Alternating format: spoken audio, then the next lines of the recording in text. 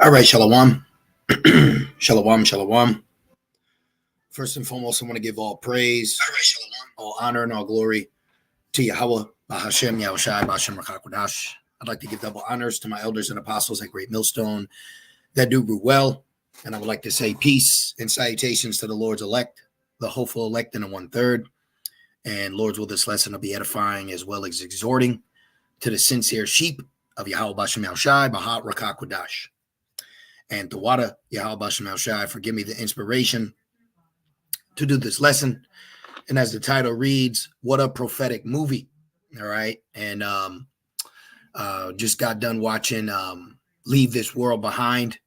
And very good movie. Okay. I'm sure a lot of you have already seen it or at least watched a video from a brother giving his spiritual commentary according to the biblical prophecies.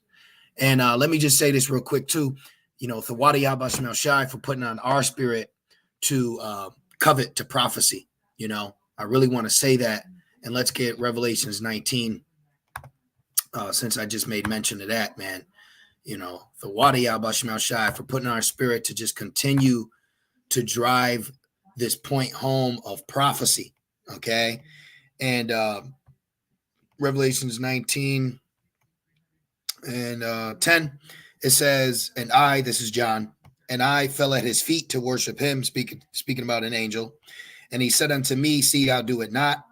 I am thy fellow servant and of thy brethren that have the testimony of Yahweh Shai. So we all are working here. Okay. The angels, the prophets, the servants, the body. Okay. We're all working towards Yahweh Bashem Yahweh Shai. So just because you don't see the angels doesn't mean that work isn't being taken place. And, you know, you can see this thing is going down, man. Okay. And I think that's such a fitting name for that movie, Leave the World Behind. Because I could look at them using it as in this old world because they have a new world that they're introducing. But in the same aspect, we have left this world behind. Okay. This is why, you know, everyday matters are not destroying us as they would other people, even though we deal with it. You know, it's a part of the mission. But at the same time, our mind's eye is geared towards, you know, the new world.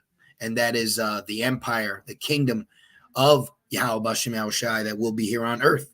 All right. And it says, worship Yahweh, for the testimony of Yahweh Shai is the spirit of prophecy. So there is a spirit of prophecy, okay, that is influencing us to continue to drive this point home. All right. Even if another brother does a lesson on it, we're going to do a lesson on it, or this brother does a lesson on it. We're all being moved ultimately through the Holy Spirit. And within that, there is a spirit of prophecy that is conveying something is coming. Okay. And it's so beautiful that we even got to give Esau, you know, a round of applause because, you know, even Esau is showing you prophecies coming, because the beautiful part about it is the preparations and attempt to Esau's agenda is according to prophecy. So it's just beautiful. Okay. We're winning. All right. At the end of the day. And like I said, I'm sure a lot of you already seen the movie. Really not going to be any spoiler alerts because the Bible's a spoiler alert. Okay. So what the movie shows is portions of prophecies that we tell you in the Bible. And so much I had to laugh because 2 days ago, before I seen the movie, I did this lesson through the Holy Spirit, the red horses galloping in the chaos, pretty much proving that Esau is behind, you know, all these functions and, you know, the unrest. Okay. And, you know, this movie actually shows you the stages that will lead to Babylon, you know, destroying itself from within. All right. It really gave a great insight into Isaiah 19, as well as 2nd Ezra 15. Okay. Man against his neighbor. All right. And this is going to happen. All right. This is going to happen. And let me say this too. Let's go here, duplicate this. And then they got another movie that's coming out in April. All right.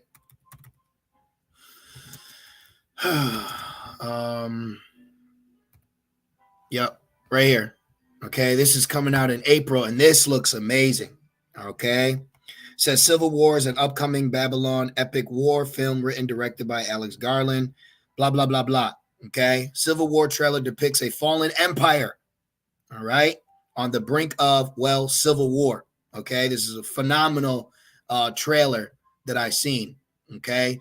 And movies like these are beautiful with what we know, because it gives us a visualization of what we're waiting to happen. Okay. So just a very good movie. What I want to do is I do want to touch on a quote or two that I saw in this movie right here. Leave the world behind. Okay. Now, right here, look, this is one of the main characters. There is no going back to normal.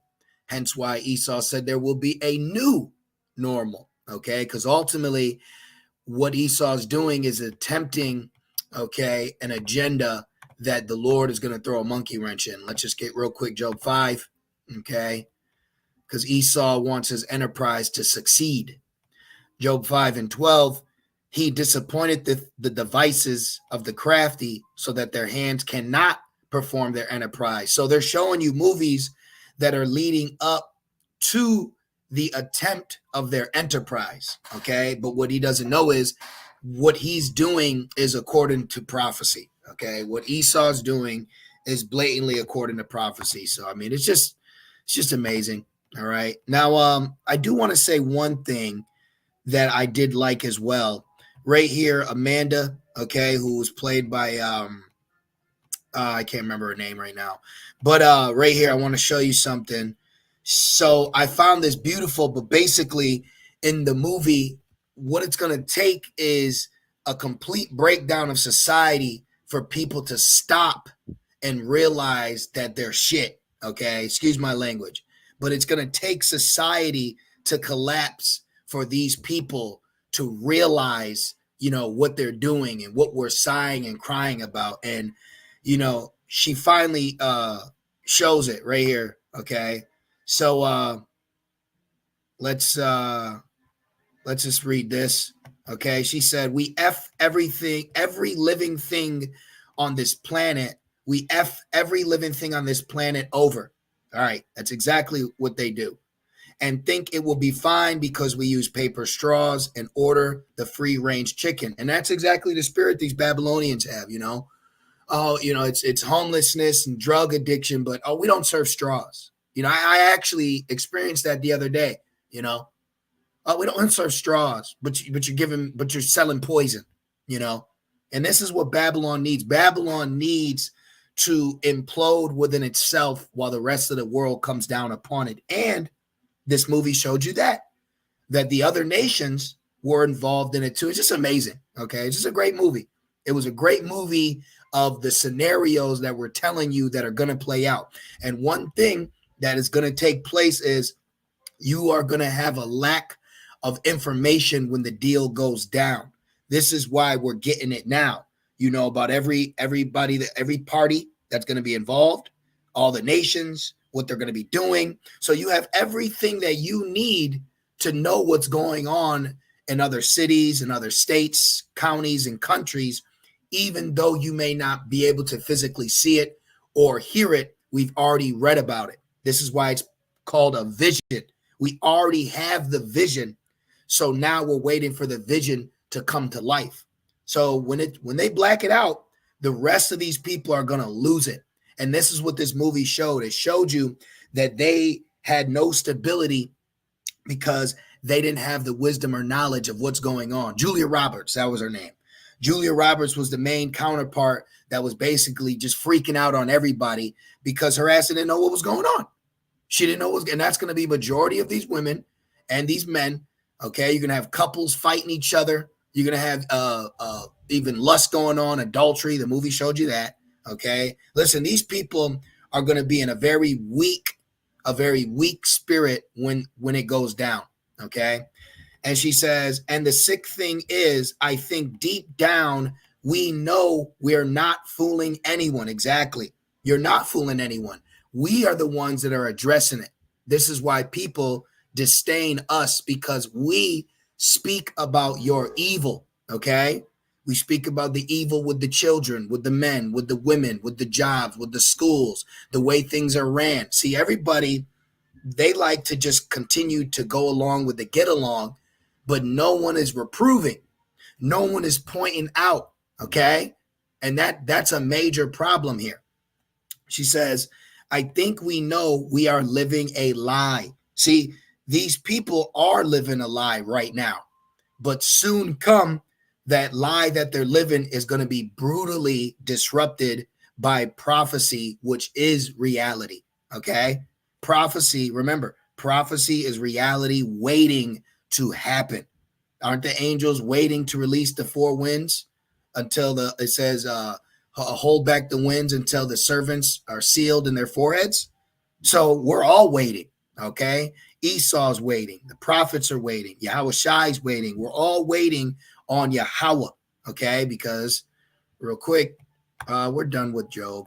Let's go to Matthew 24 and 36. We're all waiting. Matthew 24 and 36. And it reads, but of that day and hour knoweth no man, no, not the angels of heaven, but my Father only. So we're all waiting. We're all waiting and praying that these prophecies soon will come to pass. Okay. And with us waiting, we are truly entering into servitude. Okay. Being a servant is to suffer. This is how you know you're serving, when you're suffering. Okay. And we are suffering. And this is Yahweh, okay, showing us that he is our God, and we are waiting on our God to give the go ahead. Okay. Even Esau himself has to wait on Yahweh Bashem Yahweh Shai. All right. Because the king's heart is in the hands of the Lord. So everybody's waiting. So it's just beautiful. I think it's Proverbs 21, but it might be 27. Let's see. Okay, it is 21. Proverbs 21. It says the king's heart is in the hand of Yahweh Bashem Yahweh Shai, right? The heart equated to what? The mind. Okay. The heart is equated to the mind. It's an online etymology. It says, as the rivers of water, he turneth it whithersoever he will. See? So this is all according to Yahweh Bashem Yahweh Shai. All right. And we're just seeing prophecy everywhere. Everywhere people are talking about it. I was watching this video. I was going to do a lesson, but he says a lot of things, so I didn't want to put it on my channel. But even this guy, he broke it down. He broke down the invasion. Okay. He broke down the scenarios of the third woe. He was going in. He even referred to as Babylon, or America being Babylon. Spoke his mind, man, make third woe predictions that Babylon will be invaded. And that's exactly what this movie showed you, is that they got invaded, but it took 3 steps. Okay. And I said, wow, this is amazing. So let's get this point out the way, and then we'll keep going. It says, I think we know we're living a lie, and agreed upon a mass delusion to help us ignore and keep ignoring how awful we really are. See that? I said, that is powerful, because that's exactly true. That's exactly true. So right now, these people are living a agreed upon mass delusion. And I find it unsettling and very sickening. Okay. The men and the women, the adultery, the what am I doing? The blatant playing dumb, but they're wicked as all hell. I'm so happy that's this society that allows these cesspool of people. Okay. I'm so happy that it's going to collapse upon them, and let me give you the 3 steps in this movie. Okay. Where is it? All right. So in the movie, here's another quote by the same Jake G.H. Scott. It says, this is what he says. He says, coup d'etat. All right. Let me see. Hold on. Coup d'etat. I like that word. Coup d'etat. So he tells him, he says, he says there's 3 stages. Okay, I was informed about 3 stages that that Babylon is aware of, how an enemy could take down a country. Coup d'etat. It says civil war, collapse. This program was considered the most cost-effective way to destabilize a country. Remember, Esau funds both sides of the coin. All right. So remember, that's his plan as well. He has a plan of a coup d'etat, but to lead into his favor. But this is why it says he will be in straits. Let me get that for edification. Okay. In Job 20, this is why he's going to be in straits. If we know enough that Esau has this plan and he's going to cause his new order from chaos, understand as he's attempting this order, he himself will be in a position of difficulty, because it's going to the power of his agenda and phases is going to slip out of his hands. All right. Because he's not the one in power. Let's see. Job 20 and 20, it says, in the fullness of his sufficiencies, he shall be in straits. Every hand of the wicked shall come upon him. Now, what are the wicked? What is the wicked? The wicked goes in Amla or Amel, if I'm pronouncing that right. Amal, which means laborer. Okay. So you're going to have civil unrest, but it's going to get to a level that's not going to be in his control, because ultimately Yahweh Shem Shai is going to be the one orchestrating prophecy being fulfilled. Okay. See, laborer, workman. So there's going to be a lot of civils unrest. There's going to be a lot of people that ain't going to be down with the crafty council's agenda, and they're going to fight back. But he has a plan for people to fight back, but he doesn't know that he's going to be in straits. Okay. He's going to be in straits as he's fulfilling this. All right. Now that I got that out the way, let's go back into this. Okay. So it says this program was considered the most cost-effective way to destabilize a country. So he knows how a country can be destabilized, and they broke it down into 3 simple steps. 3 simple steps. Because if the target nation was dysfunctional enough, it would, in essence, do the work for you. Going back to the laborer, see, he knows that he can cause civil unrest, but as he inches closer with the marking, he will be in straits. Okay. It says, in essence, do the work for you. Whoever started this wants us to finish it. See? Now, coup d'etat,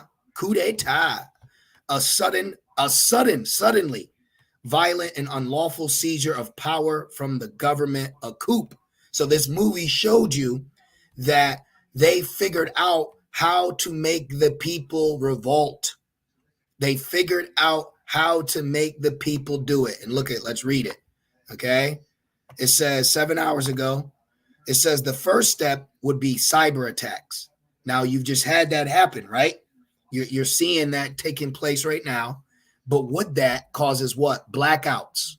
That's going to cause blackouts. Looked out the windows and it'd be darkened. Okay. People not being able to communicate with one another. So then that's going to put them in a state of what? Confusion. Confusion will be all through their mind. Isaiah 33 and 6. Got to read it. We got to read it. This is why this is so important. I'm in Isaiah 36, excuse me. Isaiah 33 and 6. It says, and wisdom and knowledge shall be the stability of thy times. But go look at Julia Roberts. She wasn't stable in her mind. And one thing I noticed in the movie they were doing a lot was drinking. So they were drinking to cope with what was going on around them. See? So they could keep them in a fretting mindset. And a lot of them didn't want to believe what was going on. A lot of them were thinking it's just going to go back to normal. Everything's going to be okay. That's what's going to happen. When the deal goes down, people are not going to think that this is it, because there's been so many times where you were put on edge and then it went back. You were told this, then nothing happened. So the boy who's been crying wolf this whole time has your guard down, okay? He's been crying wolf long enough, They're getting ready to make their move, but it will be through Yahweh Bashem Al Shai. Okay. So we are waiting for Yahweh to give the go ahead. And then this is when we'll start seeing things play out. But he's showing you in these movies because clearly the Lord working on the minds of the kings, he has in his mind to show the people before it's done. So if he shows you, then one would say, well, why would he show me what he's going to do? Maybe he's showing you a boogeyman. So when it happens, you look at him as a hero. You ever think of that? Because in the movie, they didn't show you anything about the government or the military, and there was very little interaction with the police. So they gave you a very frightful situation that was people turning on its country. So what do you think people are going to look at Esau as when he comes in to reestablish order? They're going to look at him as a hero. So then they're going to figure out a way through a scenario to bring normality back to you, but with a twist. And that twist is going to be through a mark, but you're going to be lights out. You're not going to know what's going on. So you're going to think that this is okay. It will be the famine of the word. There will be no more prophets. See, right now we rebuke Esau, okay? And we enlighten those that are set up to be enlightened so they won't be tricked by Esau, okay? But there's a time where he's going to control the information that's being spread so no one can be hip to what he's planning on doing, okay? So this is why wisdom and knowledge shall be the stability of thy times and the strength of your salvation, okay? This is what's going to strengthen you for salvation. And also the fear of Yahweh Bashem El Shai is his treasure. So not fearing what's going on outside or the rumbling or the noises or the banging and the shooting and the looting and the robbing and the screaming and the, oh no, you fearing Yahweh Bashem El Shai more than man because you understand this is the vision that was for an appointed time. Habakkuk 2:2, and the Lord answered me and said, write the vision and make it plain upon tables. Now, isn't that what Esau's doing with his movies right now? Because the vision that are upon the tables, the prophecies, we're reading them. But even isn't Esau's the vision that he has planned? Isn't he even making that very plain for us to watch and see? And so much we're like, I got to watch that again. I got to watch that again. And then they put a lot of Easter eggs in it. You know, the ship that hit the shore was called White Lion, and that was the same ship that was the first slave ship in 1619. And you kept seeing 1619. You kept seeing sixes. You know, there's just such little things that he keeps putting out there where one would have to say, that's coincidental. But remember, the word coincidence means to fall together. It says, and he may run that readeth. And that's exactly what happens to us. We run from the reading, meaning we are activated, okay? For the vision is yet for an appointed time, but at the end it shall speak and not lie. Though it tarry, wait for it, because it will surely come. It will not tarry. And guess what? When it happens, people are going to be reluctant to think this is it. But then you'll have other people that say, haven't you been following the news? Have you been, Kevin Bacon said, you need to read more than page 1. And I say, hey, he's true. He's right. So you got some people that are going to be prepared. Doesn't mean that they'll be delivered, but they'll be prepared. Then you have other people that will be unprepared. Now that right there is a division. So then one who's unprepared is going to go to those that are prepared. And those that are prepared are not going to be so friendly with the unprepared. Right now, society is angry with itself. Society is angry with the lazy worker bees. Society is mad at those that get more than the hardworking everyday man. This is all set up by design so they can take themselves out and Esau could come in to reestablish order. Okay, so let's go back. All right. First step, cyberers, right? Internet down, no Wi-Fi. I don't know what's going on. Can't watch the news. I don't know what's happening, right? Isolating people with power and satellite outages. So the first step is taking everybody offline, okay? So he controls what's going out and what's coming in, okay? That's the first step. So now, when that takes place, how are people are going to react? They're going to get irrational. They're going to be vexed in their spirit. They're going to fight one against another. There will be foes in a man's household. See? Step 2, sowing synchronized chaos. Synchronized. Made me also think about the mass migration coming in. Could some of those be used to bring in order out of chaos and having them revolt and riot and loot and shoot and rob? Could that be the case? See? So then now the people who are the weak, the afraid, the office job workers, the people that have dedicated their life to social media, pretty much just worshiping this image and whatever Esau says, and looks down on those that have to work and make your building so you can drink your coffees and dabble on your computers and walk through hallways and flirt with men while you have men at home and you leave your children in the school. See, this place is just set up to fall, and there's going to be a spirit where they're gonna war with each other. Okay, Esau did an experiment years ago. Let me see if I can find it. Experiment on rats. Rats in a city. It was something like that. Okay, is this it? It says, in a John B. Calhoun early crowding experiment, rats were supplied with everything they needed except space. The result was a population boom, followed by such severe psychological disruption that the animals died off to extinction. Right. What is the Rat City Utopia experiment? Calhoun, same man, began experiment research on rodents in 1947, and he studied blah, blah, blah, blah, blah. So basically, I'll tell you in a nutshell. So he put rats in a utopia, and the rats actually separated themselves. And some of them went in high rises. Oh, the women stopped reproducing.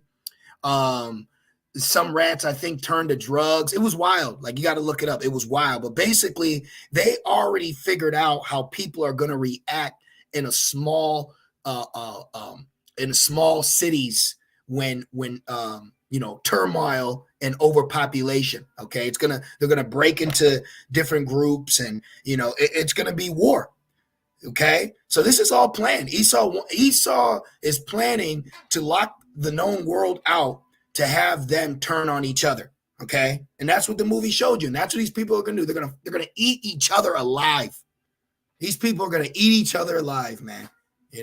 That's why I don't put no merit into these people. I know you may be a loving person and you're kind-hearted. You got to learn to get cold too. You got to learn to let this place go and the affairs with it. You got to learn to not be attached to this place. All right. Don't go too deep. Okay. Because you're going to have to deal with it later. All right. So I just wanted to share that real quick. I may even do more research on it and do a lesson on it, but it just came to mind. So I think I was here. Where was I at? Yeah. Okay. So synchronized chaos, which let's get 2 Esdras 15. Okay. And they didn't show you in the movie the details of the smoke in the distance, but the next movie coming out, they're showing you it. So I mean, it's just lovely. What Bill Weather say? It's a lovely day. So lovely. See? 2 Esdras 15 and 15. Let's start at 14.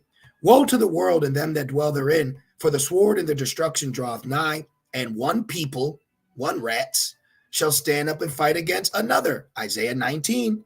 We just went into this lesson literally 2 days ago. I said, man, that's funny. That lesson I did 2 days ago was literally the breakdown in the movie I just watched today. It says, which proves that it's the Holy Spirit. It ain't us. It says, and shall stand up and fight against another, and swords in their hand. Coup d'etat. See? Stand back, let the rats play, right? When the cat's away, the mouse will play. So Esau's going to draw the cat away, like now, and he's going to allow the rats to play. And they're going to eat and devour and kill and murder each other. And so he can come in and say, we need to stop the coup d'etat, and we need to bring in order. How beautiful. For there shall be sedition among men, and invading one another. They shall not regard their kings nor princes, nor mayors, nor presidents, or vice presidents, or governments, or officials. And the course of their action shall stand in their power. See? So this was all by design, and this movie showed you that. So first they isolated the people. I don't know what's going on. And he said, could be Korea, could be Moab, could be the Persia.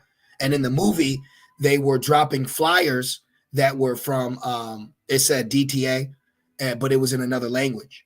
And it was also rumored that it was Moabites dropping flyers. So they had the people no idea. San Diego said it was Moab.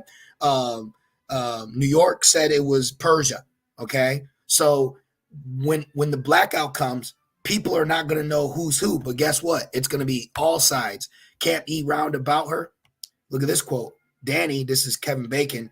We made a lot of enemies around the world. Maybe all this means is a few of them teamed up. Ezekiel 38. Ezekiel 38. The vision is plain. The vision is plain. Let's finish the steps. Synchronized Chaos. That's going to be the people fighting. We just showed you the movie. The next movie coming out. Lots of movies have shown you that already. But they're gonna allow the chaos. Remember, order out of chaos with misinformation campaigns. Not gonna know what's going on. Not gonna know who to trust. See? Such as the leaflet drone drops observed by Clay on the road, and then the final step will be civil war. See that? So it's a designed setup to implode on itself. How can you have a city implode on itself? Okay. Well, they've already done experiments on that. John B. Calhoun. All right. Crowding experiment. See? They've already showed you. Okay. They already showed you. Mouse heaven or mouse hell. Look at that. See? That's what these inner cities are. It's turned into a mouse hell. Okay. Let me read this really, really fast. It says, biologist John Calhoun built the colony at the National Institute Mental Health in Maryland. See, so it's all going to be psychological. All right. It says it was a large pen, 4.5 foot cube, with everything a mouse could even desire. Plenty of food and water, a perfect climate, reams of paper to make cozy nests, and 256 separate apartments. See, sounds like an inner city to me. Sounds like a major city to me. We give you everything. You have the parks, the amenities, Wi-Fi. So he's bringing all these people into major cities so that they can turn on themselves. Okay. Why do you think all these migrants are in major cities? Why do you think that he made certain major cities sanctuary cities so that he can direct more mice to fill the population? See, then you could throw in a couple bad ones to get things started. See, it says accessible via mesh tubes bolted to the walls. Right. Uber. Trains. Calhoun also screened the mice to eliminate disease. Free from predators and other worries, a mouse could theoretically live to an extraordinarily old age there without a single worry. Doesn't he do that now? Doesn't it say their houses safe from fear? So he's got these people in a trick bag. Job 21:19, their houses are safe from fear, neither is the rod of Yahweh upon them. So this is the lifestyle they live right now. And then people see that lifestyle and say, I want that. I'm going to go to that city and I'm going to make that happen for me. And then over time, it gets overpopulated. Then it gets a little more overpopulated. Then the right scenario will cause everything to turn on itself. See? It says, but the thing is, this wasn't Calhoun's first rodent utopia. This was the 25th. And by this point, he knew how quickly mouse heaven could deteriorate into mouse hell. Look at that. They've already done experiments how this could work. They already know how a society will collapse on itself. Let me see. I don't want none of that. Okay.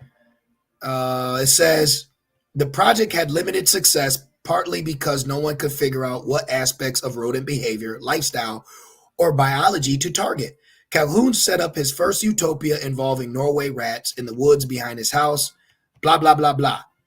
Eventually, Calhoun grew fascinated with the rodent behavior for its own sake and began crafting even more elaborate and carefully controlled environments. Right.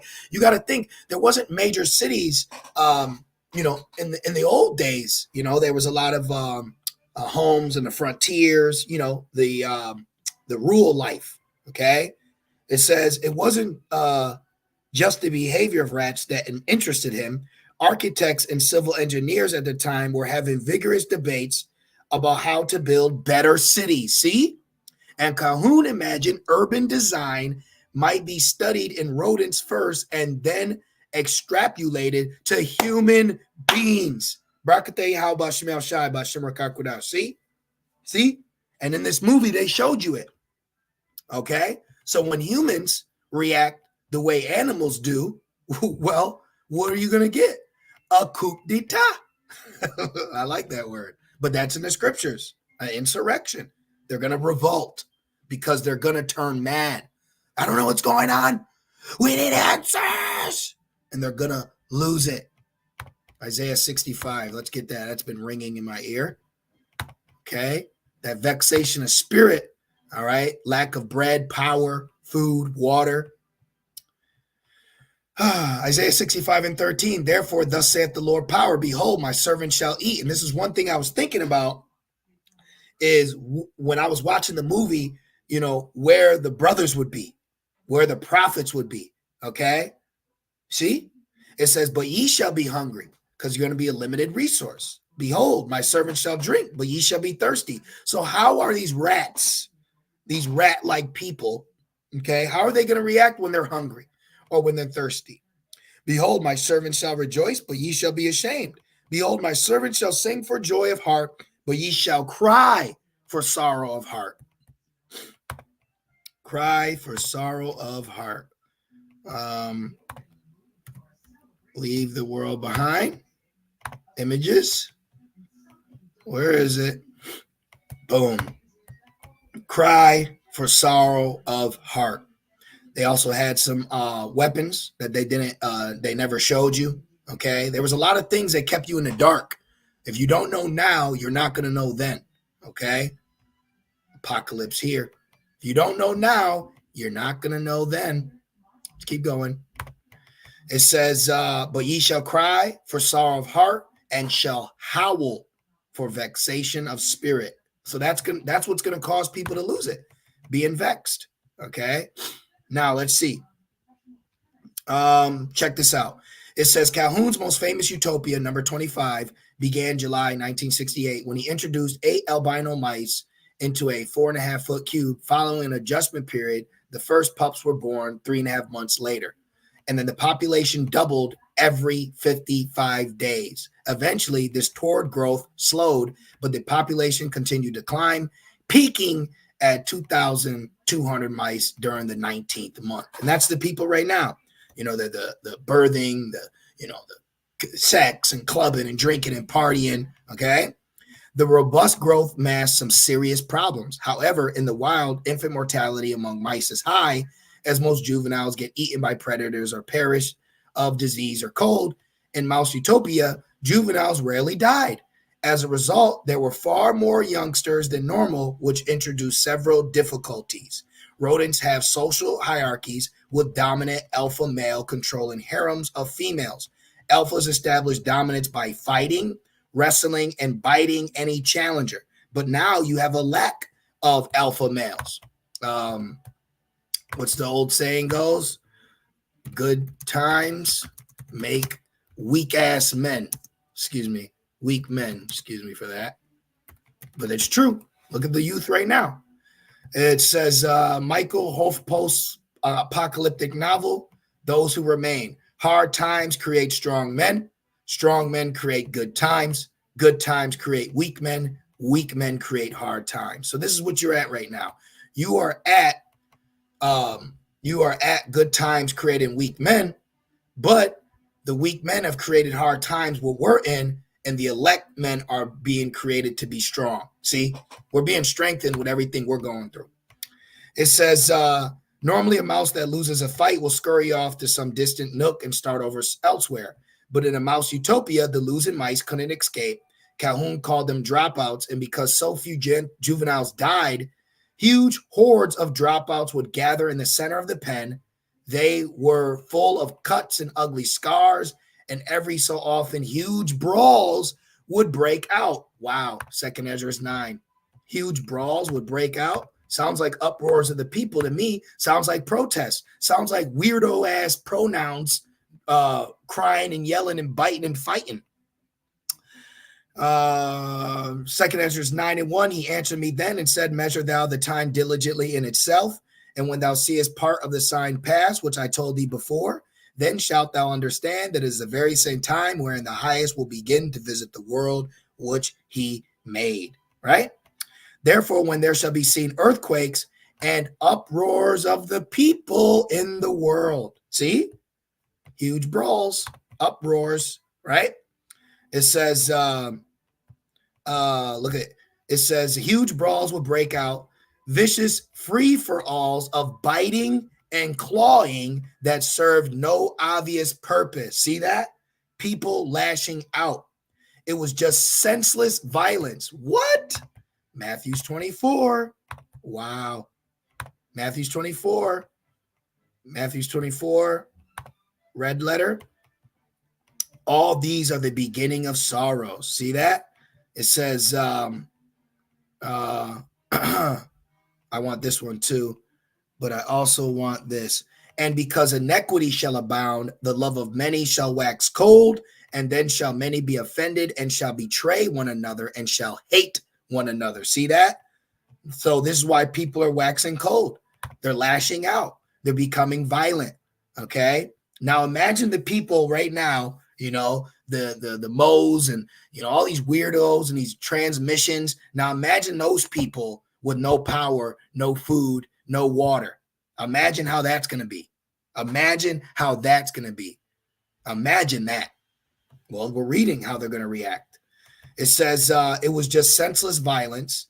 Look, in earlier utopias involving rats, some dropouts turned to cannibalism. Does not the Bible tell us that? Does not it tell us that there will be cannibalism? Okay. What is that? 2nd Ezra is it 13? Or no, maybe it's 14. 2nd Ezra is 14, and oh man, there's just so much. Okay, is it 13? I know it's right in here. Maybe it's 14. Let's see. Let me see, how can I word it? If a brother wants to grab it, but it says they should just put drink their own blood. That's literally what the scriptures say. Let's see. Modify apocrypha. It was 15. Excuse me. 2nd Ezra 15 and 58. They that be in the mountains, shall die of hunger and eat their own flesh and drink their own blood for very hunger of bread and thirst of water. See that? So they know. They already know how people are going to react.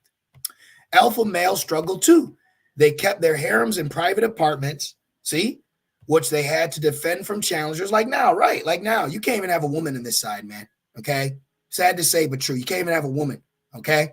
It's an effed up place that us brothers are in right now. All right. That's why the Lord told Jeremiah not to have one. Everybody picking at her. You're online. Everybody texting, talking. Oh, that's my friend.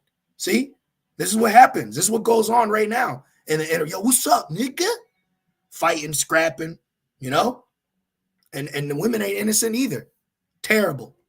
But given how many mice survived to adulthood, there were always a dozen hot shots ready to fight. The alphas soon grew exhausted, and some stopped defending their apartments altogether. They walked away. They had to leave. See that? They had to go.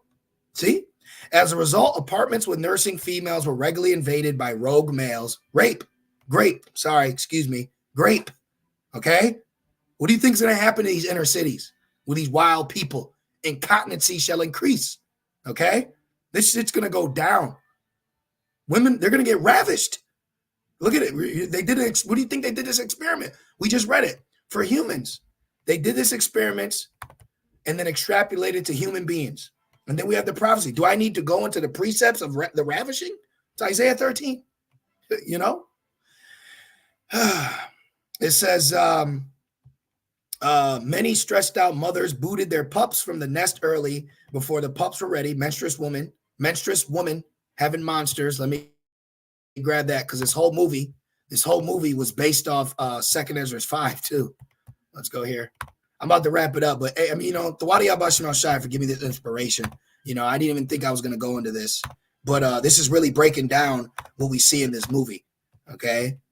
2nd Ezra 5. We can start at 1, but let's just get to the point. It says, 2nd Ezra 5 and 8, there shall be confusion also in many places. That was going on. I don't know what's happening. Do you know what's happening? Get off my lawn. Guncock. I don't know. Can you help us? Leave. See?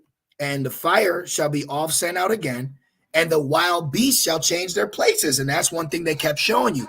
The animals kept going, inching closer and closer to places of bodies of water, their pool, going up to the people because they were fleeing, okay, whatever was coming on around them, because animals can sense danger, all right?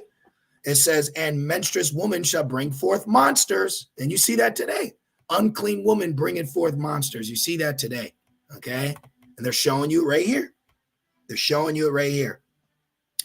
It says, before the pups, the young men and women, before the pups were ready, a few even attacked their own young amid the violence or abandoning them while fleeing to different apartments, leaving the pups to die of neglect.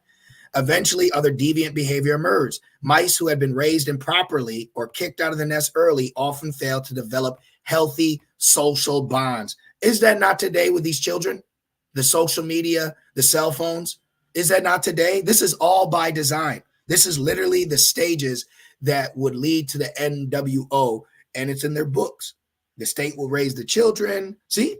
And therefore struggled in adulthood with social interactions. Yeah, these people are shit, okay? Maladjusted females began isolating themselves like hermits in empty apartments. Unusual behavior among mice, maladjusted males, meanwhile, took to grooming all day, preening and licking themselves hour after hour. Calhoun called them the beautiful ones, right? The Instagram girls. And yet, even while obsessing over their appearance, these males had zero interest in courting females, zero interest in sex. Wow. Look at all this right now. Do you see all this? Look at all this. I mean, it just keeps going. Intriguingly, Calhoun had noticed in earlier utopias that such maladjusted behavior could spread like a contagion from mouse to mouse. He dubbed this phenomenon the behavioral sink. That's decadence, right? Between the lack of sex, it lowered the birth rate and ability to raise pups properly. My body, my choice, which sharply increased infant mortality. The population, Universe 25, began to plummet. Look at that. Wow. Look at that. Man, here's a video. Let's see what else they got in here. Crowded cities are cold and turn into food slurry. Cold, that's what you do with an animal. Great culling is coming. Calhoun work writing, we take the animal studies as a serious model for human population. See? We take this to address for human behavior. See that? More recently, scholars saw similarities to the Industrial Revolution as the rise of modern urban society. Exactly. See? Look at that. Man, look at that. With their view calls those considered weak and unfit to breed, the lack of culling resulted in supposed municipal meltdowns that led to widespread mouse stupidity and abhorrent behavior. Right now. This is literally going on right now. So I think I'm going to leave it there. I mean, there's definitely a lot more. I'm just kind of skimming through it. There's definitely a lot more. Look, see? BC. See that? So these people aren't ready, okay? These people are not ready. They've been put in these major cities ultimately to destroy themselves. And that's what's going to happen when the deal goes down. They're going to destroy themselves, okay? They're going to lie. Look at all this. Yeah, I'm going to leave it there. But basically, this whole thing, it broke out into chaos. I was kind of looking to see if I could find. I didn't want to make it too much. Yeah. So we'll leave it there. Yeah, we'll leave it there. Good read. Here, I'll put this in the comment section. But I believe the point was made. Okay. Isaiah 19, I could sum it all up. But Isaiah 19, it's the prophecy. All right, but I made this a little longer than I wanted. Just a lot of good points in there, a lot of prophetic points. And you also see that Esau's been doing his studying. He has already figured out how to have a society collapse within itself. You know, this is why public schooling, food, TV, social media, all that is set up for this great day. Okay. So this is why people act like this, you know, because when the power goes off, you know, they're gonna bug out. Okay, they're gonna wall out. Okay, but it's prophecy. All right, so I'm gonna leave it there. I didn't want to make this too long. So hey, call halal Yahweh Ba'Shem Yahushai Ba'Shem Rakakwadash. Double honors to my elders and apostles, a great millstone that do well. Peace, safety, and salutations to the Lord's elect. With that being said, shalom.